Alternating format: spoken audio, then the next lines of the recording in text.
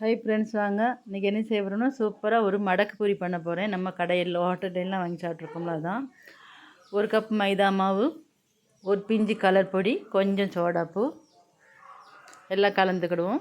தேவைக்கு தண்ணி சேர்த்துக்கிடுவோம். நல்லா பிணைஞ்சிக்கிடுவோம். ரொம்ப டைட்டாக வேண்டாம், கொஞ்சம் லூஸாக இருக்கட்டும். நல்லா பிணைஞ்சிக்கிடுவோம்.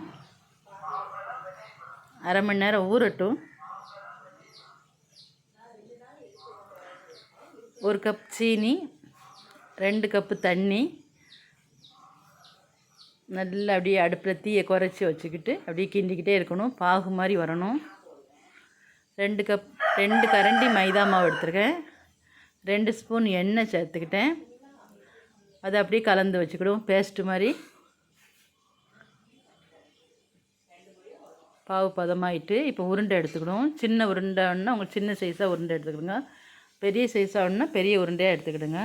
நான் பெரிய சைஸாக எடுத்துருக்கேன்.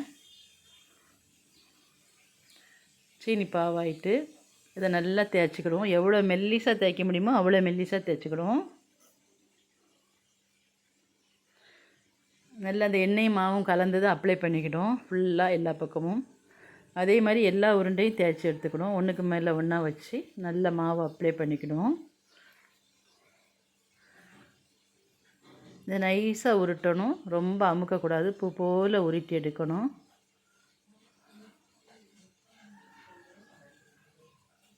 கத்தி வச்சு வெட்டிக்கிடுவோம்.